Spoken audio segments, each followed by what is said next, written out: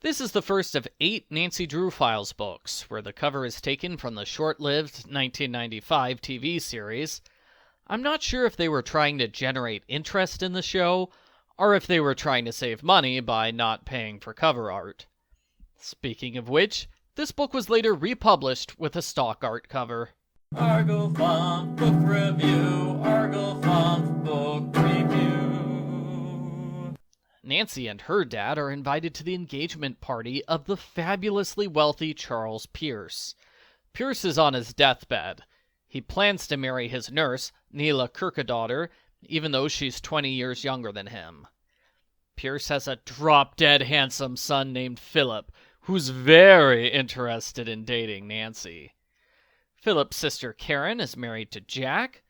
Pierce's final relative is his sister-in-law Eleanor. I don't want to say they're terrible people, but they spend Pierce's money like there's no tomorrow. They all start laughing over how much they hate Nila at Nila's engagement party. They hate her so much because Pierce changed his will to include Nila. That cut their inheritance in half. Pierce talks to Nancy in private. He says someone's trying to kill Nila, presumably one of his greedy relatives. He's going to change his will, pending the results of Nancy's investigation.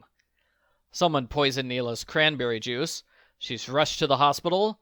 Nila miraculously recovers overnight, and a police analysis says her glass was not poisoned. Nila faked the murder attempt.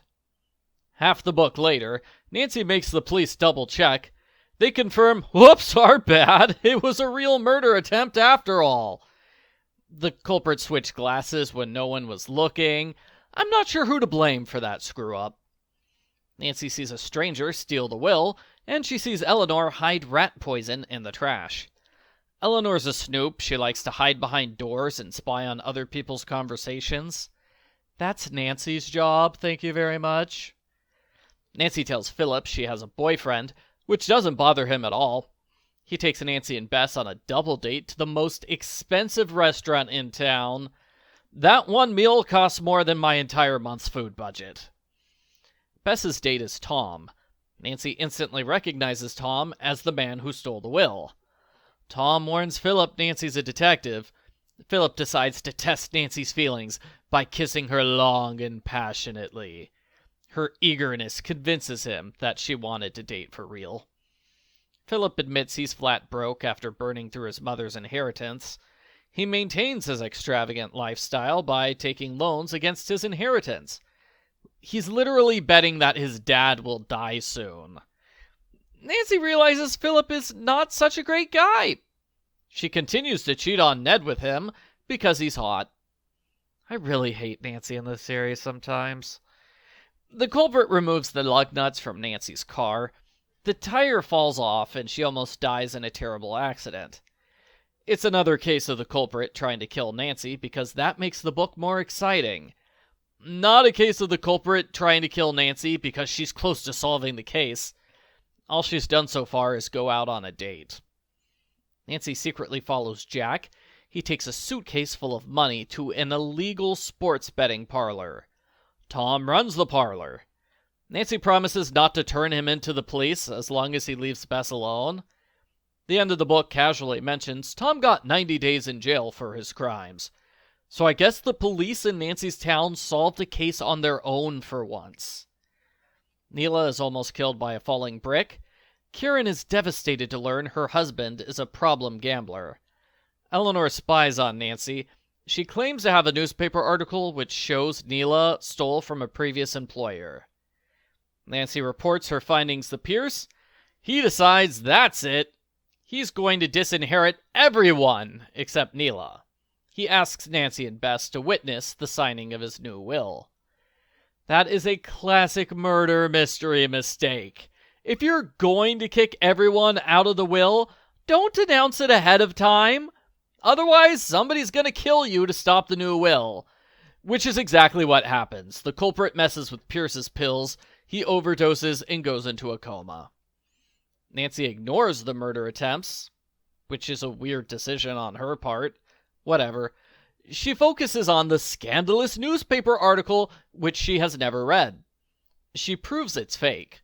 Both Jack and Eleanor express surprise and accuse each other. So that investigation goes nowhere.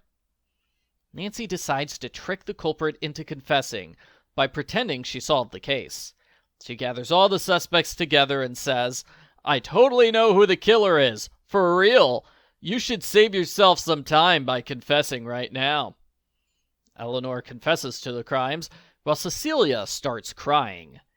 Who is Cecilia, you ask? She is Eleanor's daughter, who's barely been in the book. I think the butler made more appearances than her.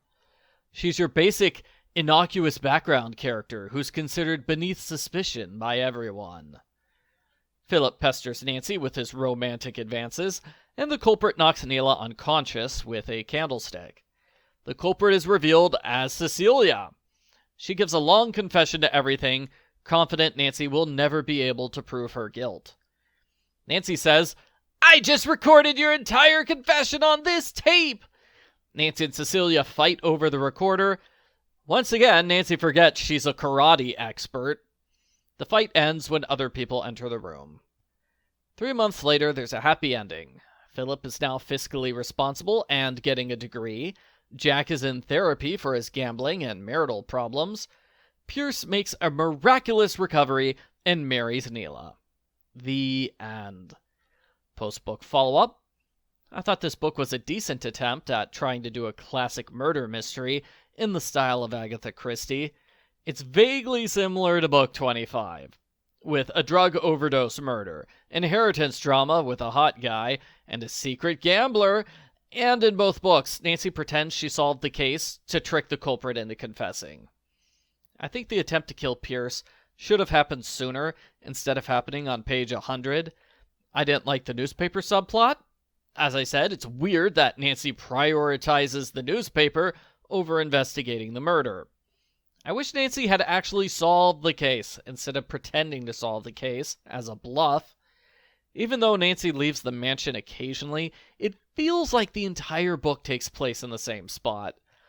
I didn't like Cecilia as the culprit. Karen would have been a better culprit since she was an actual character who appeared regularly. You wouldn't notice if Cecilia was written out of the book. That's how minor she is. I guess I didn't like this book as much as I thought I did if I have that many complaints about it. I didn't think it was that bad. I give Nancy Drew Files number 112 for Love or Money a 5 out of 10.